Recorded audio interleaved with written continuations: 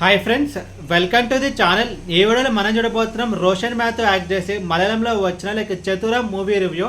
And ఈ movie మొత్తం చూసిన తర్వాత నా ఒపీనియన్ చెప్పాలి, నాకైతే డీసెంట్ ఎరాటిక్ రివెంజ్ థ్రిల్లర్ అనిపించింది. అండ్ ఇప్పుడు సినిమా స్టోరీ విషయానికి వస్తే కనుక ఎడ్లాస్ అని చెప్పి తను ఒక బిజినెస్ మ్యాన్. సో తను ఒక రెండో పిల్లలు ఒక అమ్మాయిని చేసుకుని సో ఒక చిన్న కైండ్ ఆఫ్ ఫామ్ హౌస్కి అయితే తీసుకొస్తాడు. బట్ తను పెళ్లి చేసుకునే అమ్మాయి పేరు స్వస్తిక. సో ఎడ్లాస్కి అండ్ స్వస్తికకి కొంచెం ఏజ్ గ్యాప్ అనేది ఉంటుంది. బట్ వన్స్ పెళ్లి చేసుకొని వచ్చిన తర్వాత స్వస్తికకి తెలుస్తుంది వాళ్ళ హస్బెండ్ ఒక చిన్న సైజ్ సైకో అని చెప్పి. సో భార్యాభర్తల మధ్యలో గొడవలు అయితే వస్తుంటాయి.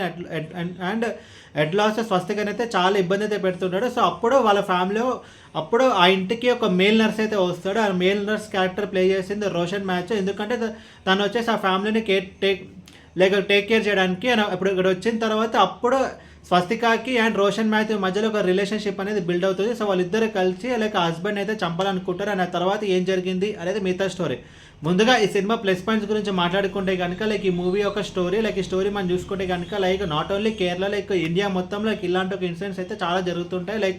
వైఫ్ అండ్ హస్బెండ్ పెళ్ళైన కొన్ని ఏళ్ళ తర్వాత వైఫ్కి అండ్ వాళ్ళ ఎక్స్ బాయ్ ఫ్రెండ్కి లేదంటే వైఫ్ ఇంకొకరితో ఎఫ్ఐఆర్ పెట్టుకుని హస్బెండ్ రివెంజ్ తీసుకోవడం మన పొద్దున్న లేసే టీవీ కానీ పేపర్ కానీ చూసుకుంటే కనుక ఇలాంటి ఒక ఇన్సిడెంట్స్ అయితే చాలా ఉంటాయి. సో ఒక రియల్ లైఫ్ ఇన్సిడెంట్ని బేస్ చేసుకుని ఈ మూవీని అయితే తీయడం జరిగింది. అండ్ స్టోరీ అయితే కొంచెం కొత్తగా ఉంటుంది. అండ్ స్టోరీ కొత్తగా ఉందని చెప్పడం కంటే కనుక మన రియల్ లైఫ్లో జరిగిన ఒక ఇన్సిడెంట్. అండ్ ఇంకోటి ఏంటంటే స్వస్తిక అండ్ రోషన్ మ్యాథ్యూ వాళ్ళిద్దరు క్యారెక్టర్ డిజైన్ చేసిన విధానం అయితే బాగుంటుంది. స్వస్తిక క్యారెక్టర్ మనం చూసుకుంటే కనుక వాళ్ళ హస్బెండ్ ద్వారా తను ఎలాంటి ఒక ప్రాబ్లమ్స్ అయితే ఫేస్ చేసింది. అండ్ తన లైఫ్లోకి రోషన్ మ్యాథ్యూ వచ్చిన తర్వాత తన లైఫ్ అనేది ఎలా చేంజ్ అయిందని చెప్పి తన క్యారెక్టర్ డిజైన్ అయితే బాగుంటుంది. అండ్ రోషన్ మ్యాథ్యూ క్యారెక్టర్ మనం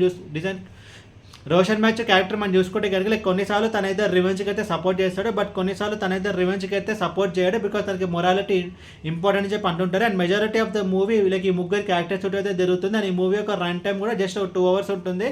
ఒక క్విక్ వాచ్గా మన ఈ మూవీని అయితే కంప్లీట్ చేయగలుగుతాం. యాక్టర్స్ పర్ఫార్మెన్స్ విషయానికి వస్తే స్వస్తిగా కానీ రోషన్ మ్యాథ్యూ కానీ అండ్ వాళ్ళ హస్బెండ్ క్యారెక్టర్ ప్లే చేసిన కానీ ఈచ్ అండ్ ఎవ్రీ పర్సన్ వాళ్ళ రోల్స్ తగ్గట్టు బాగానే చేస్తారు. అండ్ ఇప్పుడు సినిమా నెగిటివ్స్ గురించి మాట్లాడుకుంటే కనుక ఈ మూవీ యొక్క స్క్రీన్ ప్లే ఈ మూవీ రన్ టైం 2 hours ఉంటుంది. బట్ ఇంకా కొంచెం కట్ షాట్ చేసి 1 hour 35 minutes 1 hour 40 minutes గా తీసుకొచ్చి ఉంటే బాగుండేది. బికాజ్ మూవీ అంతా ఆ పేస్ అనేది అంతా చాలా స్లోగా అయితే ఉంటుంది. అండ్ ఇంకొకటి ఏంటంటే erratic revenge thriller movie. So revenge portions అయితే కొంచెం బాగానే ఉంటాయి. బట్ ఆ థ్రిల్ మూమెంట్స్ అనేది మనకైతే సరిగ్గా ఉంటుంది. బట్ క్లైమాక్స్ అయితే కొంచెం బాగానే ఉంటుంది, కొంచెం కొత్తగా కూడా అయితే ఉంటుంది. బట్ ఆ థ్రిల్ మూమెంట్స్ ఉంటాయి కదా, మనకి మూవీ చూసినప్పుడు మనకి ఆ థ్రిల్లింగ్ ఫీలింగ్ అనేది రాదు. అండ్ ఓవరాల్ ఈ మూవీ గురించి చెప్పాలి, మూవీ అయితే decent erratic revenge thriller movie. And ఈ మూవీకి నేను ఇస్తున్న రేటింగ్ 2.25 out of 5.